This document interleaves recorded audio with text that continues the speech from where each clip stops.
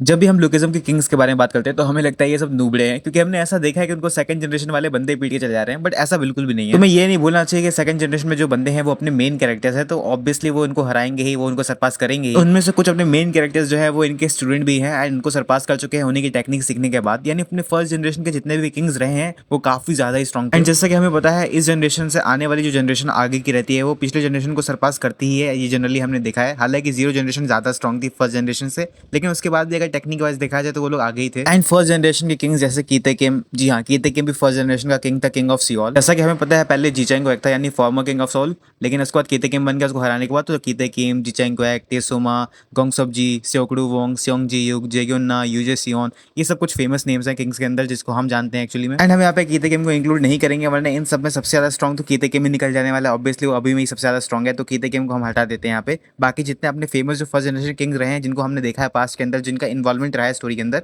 उनके बारे में बात एंड हम इनको रैंकिंग करने वाले हैं। एंड मैं पहले बता देता हूँ ये रैंकिंग मेरे अकॉर्डिंग है, तुम्हारे अकॉर्डिंग डिफर कर सकता है, तो तुम कमेंट सेक्शन में बता सकते हो कि तुम्हारे अकॉर्डिंग रैंकिंग क्या होगा। ठीक है, चलो रैंक करते हैं। तो 7 नंबर पे है स्योकडू वोंग, ये है किंग ऑफ सुवॉन। इसके एबिलिटी के बारे में हम जानते हैं, इसके फेस पे जो हेड है, हेड पे लगा हुआ है काफी सारे मार्क्स, यानी इसकी एबिलिटी है पूरी तरीके से डिफेंसिव वाली। एंड इसका हेड बहुत ज्यादा स्ट्रॉन्ग भी है, ये तुमको डैमेज भी दे सकता है, तुम्हें क्रश कर सकता है, इतना ज्यादा पावर है इसके स्कल के अंदर। लेकिन उसके बाद भी एली जंग ने इसको हरा ही दिया था। हम लोगों को मुश्किल हुआ था लेकिन इन्होंने हरा दिया था। एंड एली जंग अब कुछ ज्यादा ही स्ट्रॉन्ग बन चुका है तो इसको इजिली हरा देगा। एंड उसकी पूरी एबिलिटी जो है डिफेंसिव वाली है, इसलिए मैंने इसको 7 नंबर पे रखा हुआ है। 6 नंबर पे मैंने रखा है टेसुमा को, ये है किंग ऑफ अनसन, हम जानते हैं, हमें बताने की जरूरत नहीं है। एंड ये अपने फीस से फाइट करता है और सिर्फ एक हाथ के फीस से फाइट करता है, यानी अपने फीस को इसने काफी ज्यादा स्ट्रॉन्ग बना लिया है। वन हैंड फीस का यूज करता है, सेकंड हैंड फीस का यूज इसने सिर्फ जेम्स ली के अगेंस्ट किया था। एंड जेम्स जैसे बंदे के अगेंस्ट करना ही भी चाहिए भाई, वो बहुत स्ट्रॉन्ग है। एंड हम जानते हैं यहाँ पे टेसुमा का स्टूडेंट हडसन है जो कि यहाँ पे एलाइड का भी मेंबर है। तो इसकी पूरी एबिलिटी इसके फीस में है, जितना स्ट्रॉन्ग इसका फीस रहेगा ये उतना ज्यादा स्ट्रॉन्ग बनता चला जाएगा। एंड इसलिए मैंने इसको 6 नंबर पे रखा हुआ है। एंड 5th नंबर पे है ग्योंगसप जी, किंग ऑफ डेगू, यानी जैकली का टीचर भी है एंड फर्स्ट जनरेशन का सबसे कूल मतलब बॉक्सर है ये टोटली। मैंने ग्योंगसप जी को टेसुमा के ऊपर इसलिए रखा है क्योंकि ग्योंगसप जी के पास है आयरन फोर्ट्रेस जो कि पूरी तरीके से टेसुमा के काउंटर कर सकता है। टेसुमा एंड ग्योंगसप जी दोनों काइंड ऑफ इक्वली हैं, बट यहाँ पे काउंटर की बात अगर की जाए तो यहाँ पे ग्योंगसप जी के पास काउंटर है टेसुमा के पावर का, तो यानी यहाँ पे मैंने इसलिए ग्योंगसप जी को 5th नंबर पे रखा है एंड टेसुमा को 6th नंबर पे रखा है। एंड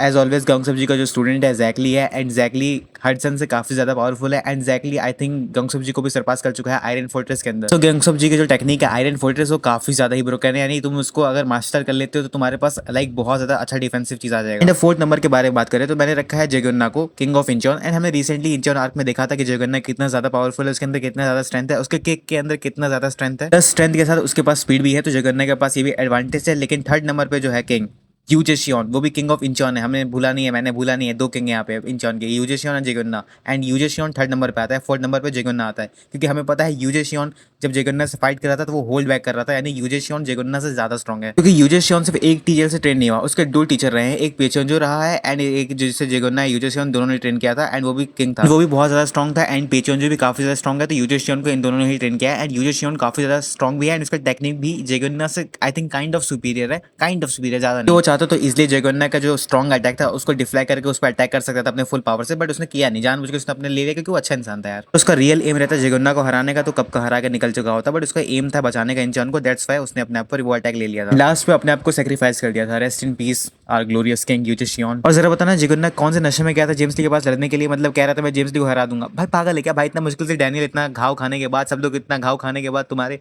इंचॉन को बचाया, तुम जेम्स ली से लड़ने चले गए थे। चेंजो को हरा नहीं पा रहे, जेम्स ली को हराने गए थे, भाई क्या सोच के गया था। 2nd नंबर पे कौन सा कहेंगे, तुम लोगों ने गैस कर ही दिया होगा, स्योंगजी, किंग ऑफ चियोनलाइन। एक मिनट, तुम क्या चाहते हो स्योंगजी को मैं 1st नंबर पे रखूं? नहीं, 1st नंबर पे कोई और है, 2nd नंबर पे स्योंगजी है। मैं जानता हूँ स्योंगजी को तुम लोग कुछ ज्यादा ही पसंद करते हो, लेकिन 1st नंबर पे दूसरा को डिजर्व करता है। स्योंगजी के बारे में देखो मैंने पहले डेडिकेटेड वीडियो काफी सारी बनाई है, स्योंगजी कितना अच्छा कैरेक्टर था, वो डिजर्व नहीं करता था वो एंडिंग जो उसको एंडिंग मिली। मैं चाहता था यहाँ से, और मैं चाहता हूँ अभी भी हूँ कि स्योंगजी वापस आ जाए, उसकी बॉडी हमें मिली नहीं थी, शायद आप भी सकता है, मुझे नहीं पता। मैं चाहता हूँ वाई स्योंगजी के बारे में क्या ही बोलूँ, वो इतना ज्यादा स्ट्रॉन्ग था कि जेम्स ली वर्सेस स्योंगजी पर्टिकुलर फाइट हमें देखने को मिला था एंड दोनों ही फाइट कर रहे थे, दोनों ही इवॉल्व हो रहे थे। जिस स्पीड से यहाँ पे जेम्स ली इवॉल्व हो रहा था उसी स्पीड से स्योंगजी भी इवॉल्व हो रहा था, यानी दोनों एक दूसरे को काउंटर कर रहे थे एंड ये फाइट बीच में ही ड्रॉ हो गया।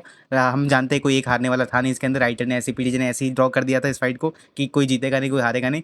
पब्लिक में थोड़ा सा ये रहेगा कि क्यूरियोसिटी कौन जीत सकता है, आधे लोग कहते हैं स्योंगजी जीतेगा, आधे लोग कहते हैं जेम्स ली जीतेगा, बट ये फाइट काफी ज्यादा वर्थ इट था। एंड अब बात करते हैं 1st नंबर पे, वो और कोई नहीं, उस बंदे को सब लोग रिक्रूट करना चाहता है, कीते गेम भी उसे रिक्रूट करना चाहता था। उस बंदे को सब लाइक बोलता है कि अगर तुम्हें लड़ना है तो तुम्हें ये बन के आना पड़ेगा। मैं बात कर रहा हूँ the king of the former king of Seoul, Jichang Kwak के बारे में। इसका टेक्निक है हैंड ब्लेड, जो डैनियल भी यूज करता है, जो कि बहुत ज्यादा ही खतरनाक है। हमने देखा था फाइट के अंदर कि यूआई डैनियल भी उससे फाइट कर रहा था जीचेंग क्वैक से। जीचेंग क्वैक बहुत ज्यादा ही स्ट्रॉन्ग कैरेक्टर था। लाइक बंदे का और ही नेक्स्ट लेवल का है। उसके जाने के बाद भी rest in peace Jichang Kwak our glorious king. लेकिन उसके जाने के बाद भी लोग उसके बारे में बात कर रहे हैं कि तुम्हें मुझे हराना है तो तुम्हें जीचेंग क्वैक को लाना पड़ेगा, उसकी तरह कोई लाना पड़ेगा, उसकी तरह कोई है भी नहीं, तुम ला ही नहीं सकते, किसको लाओगे? मतलब सोचो उसका और ही नेक्स्ट लेवल का है। एंड फर्स्ट जनरेशन के अंदर सबसे ज्यादा स्ट्रॉन्ग जीचेंग क्वैक को ही माना जाता था। लाइक मैं किंग्स के बारे में बात कर रहा हूँ और किसी अदर कैरेक्टर के बारे में बात नहीं कर रहा, किंग्स के बारे में बात कर रहा हूँ, ठीक है? वरना फर्स्ट जनरेशन में तो कीथ है, किम और जेम्स ली भी आते हैं। सो ये कुछ थे हमारे टॉप 7 जो फेमस किंग्स हैं, जिनके बारे में हमने देखा है, जो स्टोरी में आगे इन्वॉल्व हुए हैं, जो फाइट में इन्वॉल्व होने वाले आगे। लेकिन सिर्फ 7 ही किंग नहीं है, बहुत सारे ही किंग्स हैं, बहुत सारे किंग्स हैं, लेकिन हमें उनके बारे में पता नहीं है। अगर तुम चाहोगे तो मैं डेडिकेटेड वीडियो बना दूंगा, लेकिन आई थिंक कोई मतलब तो होगा नहीं, बट इन्फॉर्मेशन के लिए तुम जानना चाहो तो जान सकते हो। बट